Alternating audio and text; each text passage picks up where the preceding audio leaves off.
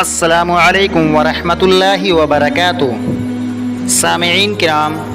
ہم اپنے وعدے کے مطابق آپ کی خدمت میں لے کر حاضر ہوئے ہیں شوہر کے بیویوں پر حقوق۔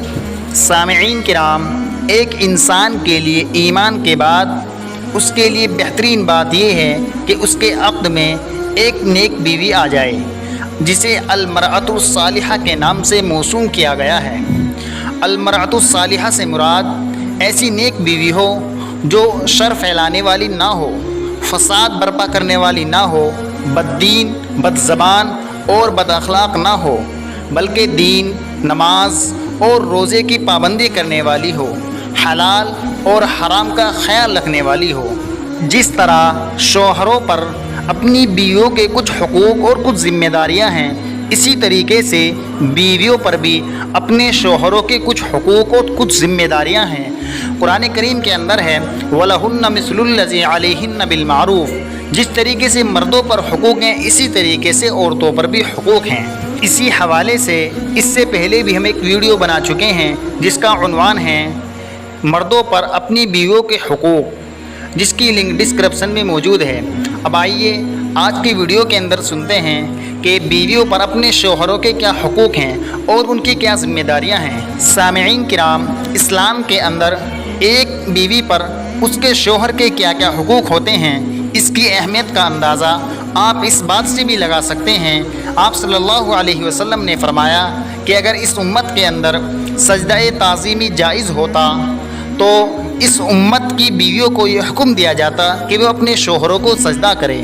دیکھیے، اس سے اس بات کا اندازہ بخوبی لگایا جا سکتا ہے کہ شوہر ایک کتنی عظیم نعمت ہے ایک بیوی کے لیے۔ آئیے اب شوہروں کے حقوق کو جانتے ہیں اور سنتے ہیں۔ نمبر 1، جب بھی شوہر اپنی بیوی کی طرف کو نظر کرے تو اس کو چاہیے کہ وہ اس کو خوش کر دے، یعنی اتنی بنسونگر رہے، یا اگر وہ باہر سے آئے تو اس کا استقبال اس طور پر کرے کہ دیکھتے ہی شوہر کو خوش ہو جائے۔ نمبر 2، جب بھی شوہر کسی چیز کا حکم دے تو اس کی اطاعت اور فرما برداری کرے، لیکن اگر شوہر کسی ایسی چیز کا حکم دے جو شریعت کے خلاف ہو تو پھر اس صورت میں شوہر کے اس حکم کی تعمیل ضروری نہیں ہے، اس کو بجا لانا، اس کی فرما برداری کرنا ضروری نہیں ہے، کیونکہ لا طاعۃ لمخلوق فی معصیۃ الخالق۔ انسان کوئی بھی ایسا کام نہ کرے جس میں بندہ تو راضی ہو لیکن اللہ تعالیٰ ناراض ہو جائے۔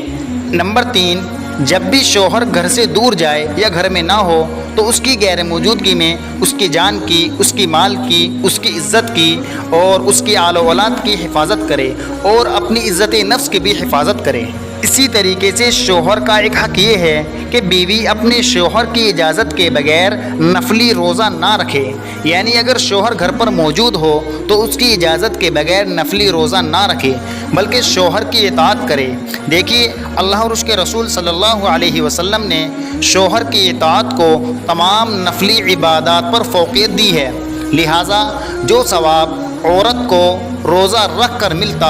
اب اس کو اس سے زیادہ ثواب شوہر کی اطاعت کر کے ملے گا۔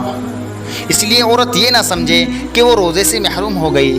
ہاں، البتہ شوہر کو بھی چاہیے کہ وہ بلا وجہ عورت کو نفلی عبادات سے نہ روکے، اور اسی طریقے سے اپنے شوہر کی اجازت کے بغیر گھر سے باہر نہ نکلے۔ بلکہ فقہاء کرام نے یہاں تک لکھا ہے کہ اگر بیوی کا بھائی یا کوئی قریبی رشتہ دار بھی انتقال کر جائے تب بھی شوہر کی اجازت کے بغیر گھر سے نہ نکلے۔ اسی طریقے سے شوہر کے رشتہ داروں سے لڑائی جھگڑا نہ کرے اور ان سے بلا وجہ قطع تعلق نہ رکھے، اور اسی طریقے سے اپنے شوہر کے لیے بناؤ سنگار کرے۔ عورت جب اپنے شوہر کے لیے بناؤ سنگار کرتی ہے تو اس بناؤ سنگار پر بھی اس کو اجر سے نوازا جاتا ہے۔ اسی طریقے سے جب شوہر کسی مصیبت میں مبتلا ہو تو اپنے شوہر کو تسلی دے،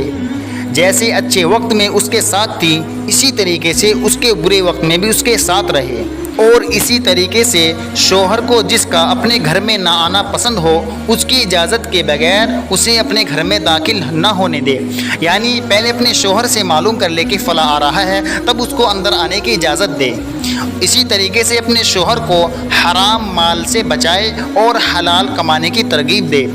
اور اسی طریقے سے ایک حق یہ ہے کہ اگر شوہر بدصورت ہے یا وہ غریب ہے تو اس کی بدصورتی یا غربت کی وجہ سے اسے حقیر نہ سمجھے۔ اور اسی طریقے سے اگر کوئی بیوی اپنے شوہر کے اندر عیب دیکھے تو اس عیب کو دوسرے لوگوں کے سامنے بیان نہ کرے۔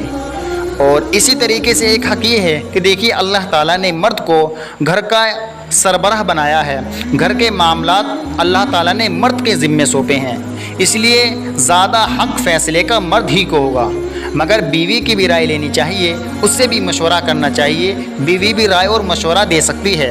البتہ شریعت نے مرد کو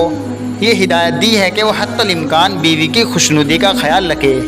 اپنا ہی فیصلہ ہر وقت تھوپنے کی کوشش نہ کرے، بلکہ اگر بیوی کی رائے درست ہو تو اسی کے مطابق فیصلہ کر دے۔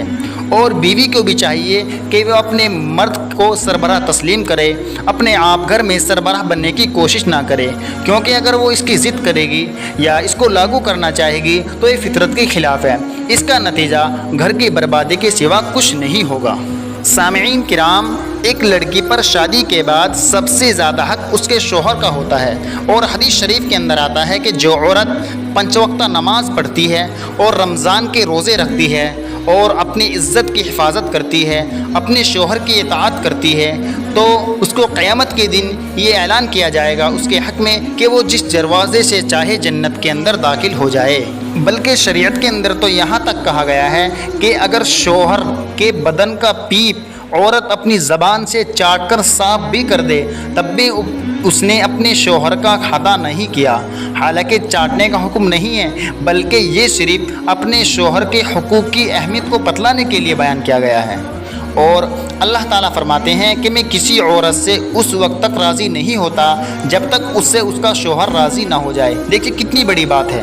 اگر اللہ راضی نہیں ہے تو پھر ہماری نمازیں، ہمارے روزے اور ہماری عبادات کس کام کی؟ اس لیے سب سے پہلی بات عورتوں کو یہ چاہیے کہ جو شادی شدہ ہے وہ اپنے مردوں کو، اپنے شوہروں کو راضی رکھیں، اپنے شوہر کے اچھے اور برے وقت میں ساتھ رہے، اس کے بجٹ کے مطابق چلے۔ دیکھیے نکاح کا مقصد ہی یہی ہے کہ ایک شوہر کو اس کی عزت اور اس کی پاک دامنی نصیب ہو جائے، اسی طریقے سے ایک لڑکی کو اس کی عفت اور اس کی پاک دامنی نصیب ہو جائے، تاکہ وہ نکاح کے بعد کسی اور کی طرف اپنی نظر نہ اٹھا سکے۔ اسی وجہ سے حدیث شریف کے اندر آیا ہے کہ اگر کوئی عورت بلا وجہ اپنے شوہر سے اپنا بستر الگ کر لے اور وہ اسی حالت میں رات گزارے تو پوری رات فرشتے اس پر لعنت بھیجتے ہیں یہاں تک کہ صبح ہو جاتی ہے، اور اگر اسی حالت میں اس کی موت آ جائے تو الامان والحفیظ، اللہ تعالی ہم سبھی کو ان تمام حقوق کی پابندی نصیب فرمائے، آمین یا رب العالمین۔ صدقہ جاریہ کی نیت سے اس کلپ کو آگے بھی شیئر کیجیے، شکریہ۔ السلام علیکم ورحمۃ اللہ وبرکاتہ۔